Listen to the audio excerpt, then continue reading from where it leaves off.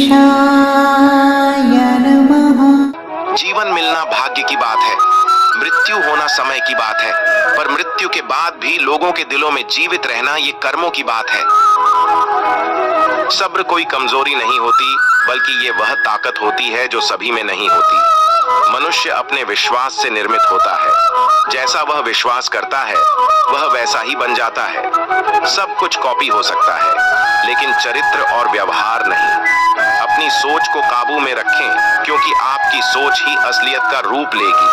अगर नीयत अच्छी हो तो नसीब कभी बुरा नहीं होता। वक्त बनाने वाले को जरा सा वक्त देकर देखो, वह आपका वक्त बदल देगा।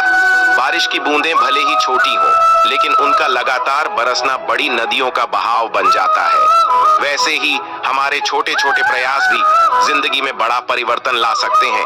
कर्म का कोई मेन्यू नहीं होता, जो आप सर्व करेंगे वही आप डिजर्व करेंगे। दिमाग में विचारों का ट्रैफिक जितना कम होगा, जिंदगी का सफर उतना ही आसान होगा। मन का झुकना भी बहुत जरूरी है, सिर्फ सर झुकाने से भगवान नहीं मिलते। नकारात्मक विचारों को अपने मन में प्रवेश करने की अनुमति न दूं, क्योंकि यही वह एक चीज होती है जो हमारा आत्मविश्वास कम कर देती है।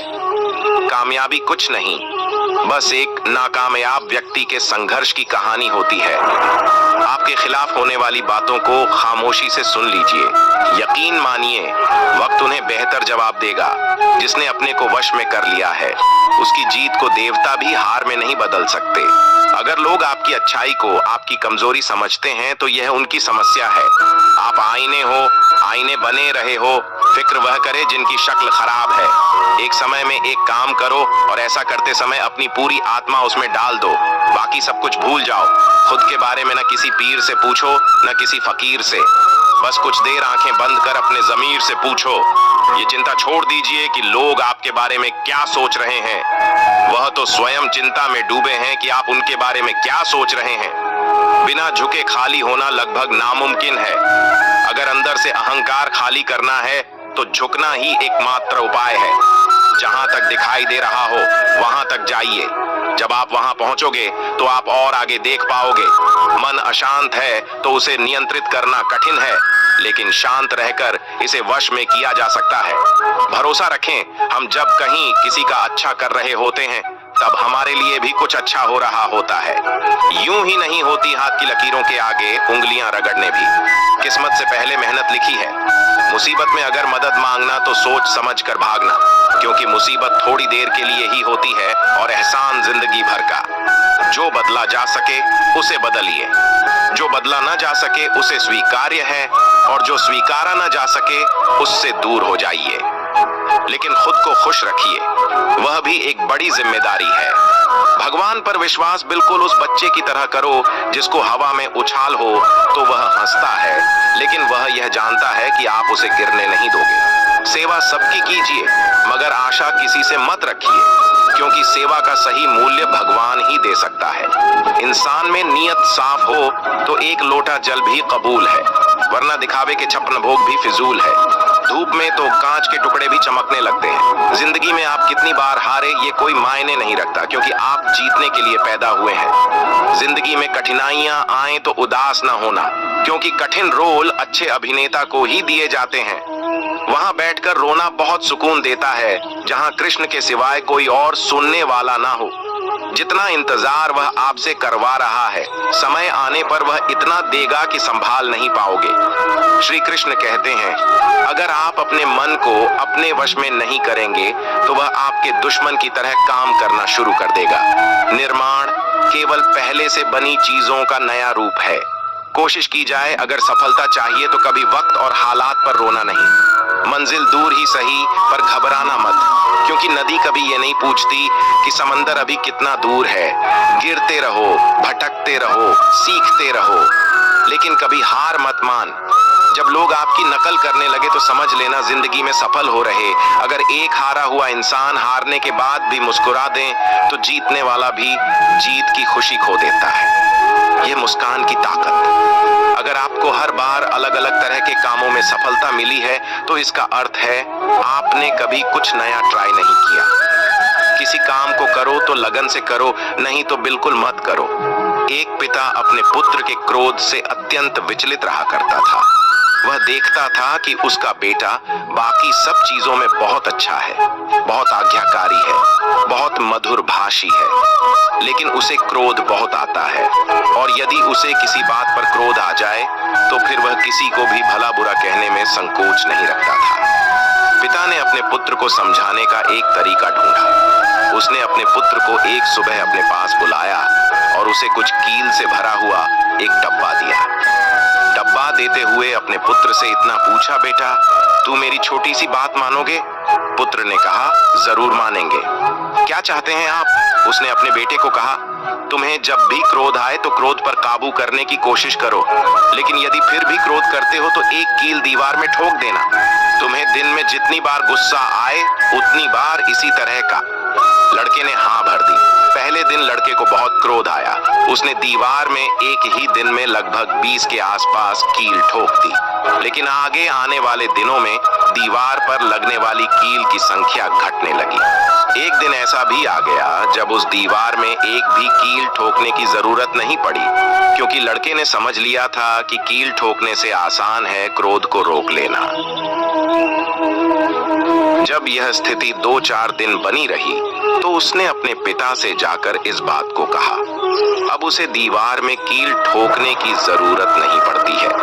पिता ने उसे शाबाशी दी और कहा, अब जब तुम्हें कोई कुछ कहता है और तुम्हें लगता हो कि तुमने उस खराब लगने वाली बात पर भी क्रोध करने से रोक लिया है, स्वयं को तो ऐसे हर प्रयास के लिए दीवार से कील निकालना। लड़के ने ऐसा ही किया। दिन बीतते गए। एक दिन ऐसा भी आ गया। बेटे ने दीवार से सारी कीलें हटा दी। फिर पिता को जाकर सारी बातें कही। पिता दीवार के पास आए और अपने बेटे को समझाते हुए कहा, बेटे, शब्दों के पास एक अपनी शक्ति होती है और वह शक्ति यह है कि वापस नहीं लिए जा सकते। किसी को भला बुरा कहने के बाद तुम उससे लाख माफी मांग लो, लेकिन इन दीवारों में बनी सुराख की तरह घाव फिर भी बना रहता है। इसलिए किसी को भी क्रोध में कुछ बुरा कहने से बचें। बेटा अपने पिता की दी हुई सीख से गदगद हो गया। उसने आगे से अपने क्रोध और वचन पर नियंत्रित करने की प्रतिज्ञा ले ली। हमें उत्तेजना के क्षणों में किसी को भी अपशब्द तथा अप्रिय नहीं कहना चाहिए। इससे बनने वाला घाव 1000 माफी मांगने से भी नहीं भरता है। दोस्तों, सीखने की प्रक्रिया कभी खत्म नहीं होती।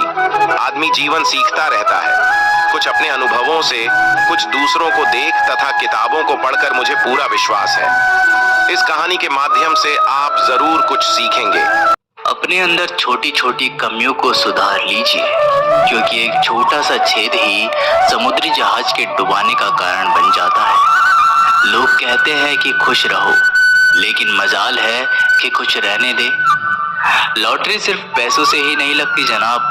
एक अच्छे इंसान का जिंदगी में मिलना भी किसी लॉटरी से कम नहीं होता।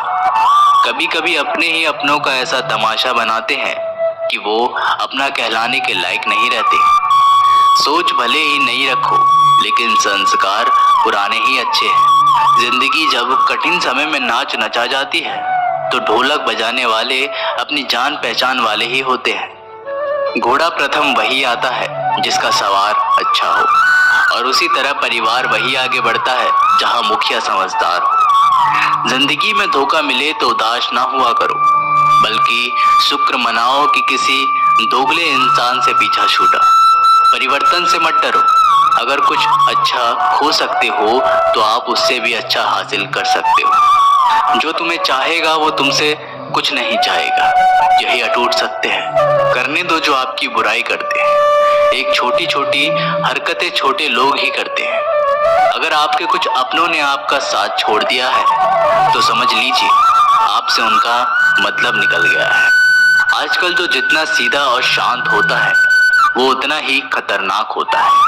रिश्ते तितलियों जैसे होते हैं, जोर से पकड़ो तो मर जाते हैं, छोड़ दो तो उड़ जाते हैं। अगर प्यार से पकड़ो तो अपना रंग छोड़ देते हैं। मैं उसी बात का जिम्मेदार हूँ जो मैंने कही है, उसका नहीं जो तुमने समझी है। संबंधों को जोड़ना एक कला है, लेकिन संबंधों को निभाना एक साधना है। जिंदगी में हम कितने सही और कितने गलत हैं ये सिर्फ 2 ही शख्स जानते हैं, परमात्मा और अपनी अंतरात्मा।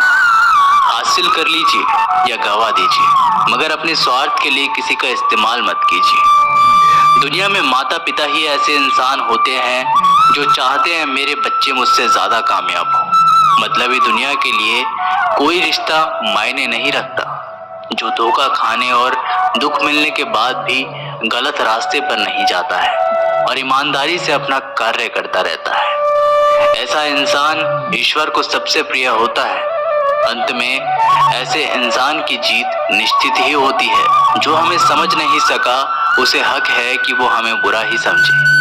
प्रशंसा से पिघलना मत, क्रोध से जलना मत, आलोचना से उबलना मत और शब्दों से फिसलना मत। भरोसा रखना मेरे कृष्ण पर, जो यहाँ तक लाया है वो आगे भी लेके जाएगा। दरिया बनकर किसी को डुबाने से बेहतर है कि जरिया बनकर किसी को बचाया जाए। कद्र और वक्त भी कमाल के होते हैं। किसी की कद्र करो, वक्त नहीं देता, और जिसको वक्त दो वो कदर नहीं करता। ईश्वर दे तो कोई छीन नहीं सकता और वो छीन ले तो कोई दे नहीं सकता। जिंदगी जला दी हमने जैसे जलानी थी, अब धुएं पर तमाशा कैसा और राख पर बहस कैसी। लोग कहते हैं कि अच्छे दिल वाले लोग हमेशा खुश रहते हैं, पर मेरे ख्याल से पर एक अच्छा दिल वाला लगभग हमेशा ही चोट खाता है, क्योंकि वो दूसरों से अच्छे बर्ताव की उम्मीद जो रखता है। कुछ लोग मुझसे अपना कहा करते थे, सच कहूं तो सिर्फ कहा ही करते थे। रिश्तों को वक्त पर वक्त देना उतना ही जरूरी होता है जितना पौधों को वक्त पर पानी देना। कोई कितना भी बोले, अपने आप को शांत रखो, क्योंकि कितनी भी तेज हो समुद्र को सुखा नहीं सकती। दुनिया में वही शख्स उदास रहता है जो खुद से ज्यादा दूसरों की परवाह करता है। झुकना बहुत अच्छी बात है, जो नम्रता की पहचान है, पर आत्मसम्मान को खोकर झुकना खुद को खोने के सम्मान होता है। एक कहावत है कि मेंढक को चाहे सोने की ईंट पर भी बिठा दो, पर छलांग वह नाले में ही लगाएगा। वैसे ही कुछ लोग कहते हैं कि सच और झूठ बोलने वाले चेहरे को परखना सीख लो, क्योंकि यहाँ लोग झूठ भी बहुत सफाई से बोलते हैं। जो लोग साल को बदलता देख रहे हैं, हमने साल भर लोगों को बदलते देखा है। जब समय और हालात खराब होंगे ना, तो आपके अपने और उनसे की गई उम्मीदें सब टूटेंगी। रोए बगैर तो प्यास भी नहीं कटता जनाब, फिर ये तो जिंदगी है, ऐसे कैसे कट जाएगी। सब लोग यही बोलते हैं कि दुनिया मतलब की है, पर ये कोई नहीं बोलता कि मैं मतलबी हूँ। बड़ा अजीब साल रहा है ये, किसी के सपने ले गया, किसी के अपने ले गया। समय, सत्ता, संपत्ति और शरीर चाहे साथ दे या ना दे, लेकिन स्वभाव, समझदारी और सच्चे संबंध हमेशा साथ देते हैं। अहंकार और अकड़ दोनों ही जीवन के सबसे बड़े दुश्मन हैं, क्योंकि ये ना तो आपको किसी का होने देते हैं और ना ही कोई अपना होना चाहता है। पैसा सिर्फ लाइफ स्टाइल बदल सकता है, दिमाग, नियत और किस्मत नहीं। सुकून दुनिया की सबसे महंगी चीज है। एक झूठ तुमसे 1000 झूठ बुलवाएगा, परंतु तुम सच बोलना, क्योंकि समझने वाला समझ जाएगा। जिंदगी में खूबसूरत लोग तो बहुत आते हैं, लेकिन जो जिंदगी को खूबसूरत बना दे, ऐसे लोग बहुत कम ही आते हैं। सिर्फ कपड़े ही नहीं, सोच भी ब्रांडेड होनी चाहिए। अपनी तारीफ खुद ही कर लिया करो, क्योंकि बुराई करने के लिए तो पूरे रिश्तेदार बैठे हैं। कलम तभी साफ और अच्छा लिख पाती है जब वो थोड़ा रुक कर चलती है। वही हाल जिंदगी में इंसान का है। सुना था दर्द का एहसास अपनों को होता है, पर जब दर्द ही अपने दे तो एहसास कौन करे। तमन्नाएं भी उम्र भर कम नहीं होंगी, समस्याएं भी कभी हल नहीं होंगी, फिर भी हम जी रहे हैं बरसों से इस तमन्ना में कि मुश्किल जो आज है शायद कल नहीं होगी। शब्द और व्यक्तित्व एक ही होते हैं, बस अर्थ बदल जाते हैं। जो हमसे प्यार करते हैं उनके लिए हम हमेशा सही होते हैं, और जो लोग दिखावा करते हैं उनके लिए हमेशा गलत। जीवन मिलना भाग्य की बात है, मृत्यु होना समय की बात है, परंतु मृत्यु के बाद भी लोगों के दिलों में जीवित रहना, ये तो आपके कर्मों की बात है। दूसरों की छांव में खड़े होकर तुम अपनी परछाई खो देते हो। अपनी परछाई बनाने के लिए तुम्हें स्वयं धूप में खड़ा होना पड़ेगा। अशांत तुम इसलिए हो जो गैर जरूरी नहीं है, तुम उन्हीं के पीछे पड़े हो। जीवन बांसुरी की तरह है जिसमें बाधाओं रूपी कितने छेद क्यों ना हो, जिसको उसे बजाना आ गया उसे जीवन जीना आ गया। एक बार भरोसा टूटने के बाद रिश्तों में बात तो होती है, मगर रिश्ते में बात नहीं होती। झूठ बोलकर तो हम भी दरिया पार कर जाते, मगर हमको डुबा दिया हमारी सच बोलने की आदत ने। जिस तरह से आकाश में मिट्टी उछालने पर मुंह पर ही गिरती है, उसी तरह से मूर्ख व्यक्ति जब अच्छे लोगों के साथ बुरा करने की कोशिश करते हैं तो उनका खुद का ही बुरा होता है। शीशे जैसे साफ दिल तो हमेशा तोड़े जाते हैं। भावुक लोगों से कहा प्यार के रिश्ते जोड़े जाते हैं। जिस तरह जहां पेड़ और पानी साथ हो वहां हरियाली अपने आप आ जाती है। श्री कृष्ण कहते हैं कि द्वंद्व दो मनुष्य के मध्य होता है, परंतु विजय सदैव एक ही मनुष्य को मिलती है। जबकि समान रूप से दोनों शक्तिशाली होते हैं और दोनों व्यक्ति समान ज्ञान प्राप्त करते हैं, लेकिन सफलता एक को ही मिलती है। इसका कारण क्या है? मान लो दो प्रकार के लोहे होते हैं, एक ठंडा एक गर्म। कभी सोचा है लोहार लोहे को लोहे से ही काटता है, परंतु सदैव ठंडा लोहा ही गर्म लोहे को काट पाता है। और यही नीति मनुष्य पर भी लागू होती है। जब युद्ध होता है तो जिसके मन में ईर्ष्या होती है, जलन होती है, आक्रोश होता है, वो गर्म लोहे के समान है। और जिसका मन शांत होता है, जिसका मन संयम से बंधा होता है, वो ठंडे लोहे के समान है। और वही ईर्ष्या और द्वेष नामक गर्म लोहे को काट सकता है। इसलिए यदि जीवन के संग्राम में विजय प्राप्त करनी है तो अपने मन को शांत रखें, क्योंकि गर्म लोहे की भांति ईर्ष्या और क्रोध जैसे भाव को रखने वाला मनुष्य सदैव शांत स्वभाव के मनुष्य के समक्ष निर्बल पद जाता है। शक्ति ईर्ष्या और क्रोध में नहीं, शांति और संयम में है। श्री कृष्ण कहते हैं कि आपने कभी भी योद्धा को युद्ध की तैयारी करते हुए देखा जरूर होगा। वही युद्ध जो ज्वालामुखी की भांति कभी भी फट सकता है। युद्ध वही जीतता है जो युद्ध में व्यतीत होने वाले समय से अधिक समय युद्ध की तैयारी में लगता है। जो योद्धा अभ्यास क्षेत्र में जितना अधिक समय देगा, रणभूमि में उतना ही कम रक्त बहेगा। एक समान लोहा और तीखी तलवार में अंतर यही है कि एक तीखी तलवार को कड़ी अग्नि परीक्षा से होकर जाना पड़ता है, लोहार की मार खानी पड़ती है। एक तलवार जितनी पीड़ा सहेगी उसका वार उतना ही प्रबल होता है। इसलिए पीड़ा से घबराए नहीं, उसका सम्मान करें, उसका अभ्यास करें, क्योंकि यही अभ्यास जीवन के युद्ध में आपको विजयश्री बनाता है। श्री कृष्ण कहते हैं कि यदि आगे बढ़ना है तो अपनों का साथ दो, और ये बात सत्य भी है और अपनों का साथ देना ही चाहिए। परंतु साथ देने से पूर्व ये अवश्य पहचान लेना चाहिए कि अपने हैं कौन। क्या अपने वही होते हैं जिनके साथ हमारा रक्त संबंध होता है, या अपने मित्र? अपने वो होते हैं जो हमें सत्य कार्य के लिए प्रेरित करें, हमें आगे बढ़ाए, हमारा साथ दे, और ना कि वो जिनका साथ देने से समाज का नाश हो, धर्म की हानि हो। वो सदैव साथ रहकर भी सगे नहीं होते। इसलिए जब अपनों की परिभाषा का चुनाव करें तो उन्हें अपना माने जो आपका साथ दे, उन्हें नहीं जो हमें अज्ञान के मार्ग पर ले जाए। श्री कृष्ण कहते हैं कि सीमा एक रेखा की नहीं, एक परिभाषा की है। सीमा हर किसी की होती है, प्रेम की, धैर्य की, मित्रता की और शत्रुता की भी। और जो सदैव सीमा से बंधे रहते हैं वो सामान्य मनुष्य बनकर रह जाते हैं, परंतु जो समय आने पर सीमा तोड़ दे वही भविष्य बनाते हैं। क्योंकि सीमा केवल आपको मर्यादा में नहीं रखती, आपको बांधती भी है।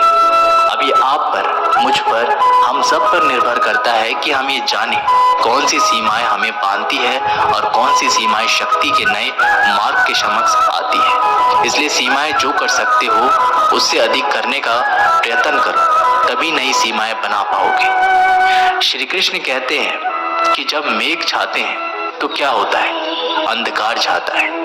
मेघ गरजते हैं, बिजलियां कड़कती है, वर्षा होती है, सभी पशु अपने आश्रय स्थल पर जाकर छिप जाते हैं। मनुष्य अपने घर की ओर दौड़ते हैं और सभी पक्षी अपने घोंसले में जाकर छिप जाते हैं। परंतु एक जीव है जो गरजते मेघों को, कड़कड़ाती बिजलियों को, भारी वर्षा को भी हरा देता है। वो जीव है बाज, क्योंकि वो समस्या की जड़ों के ऊपर उठता है।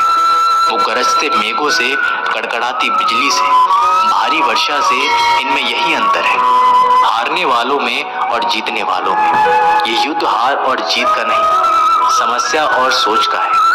यदि आप अपनी सोच को छोटी रखोगे तो समस्या बड़ी हो जाएगी, और यदि आप अपनी सोच को बड़ी रखोगे तो समस्याएं छोटी हो जाएगी। श्री कृष्ण कहते हैं कि भाग्य क्या है? जो आपने किया उसे भोगना भाग्य है। जो आपके पूर्वजों ने किया उसका फल भाग्य है।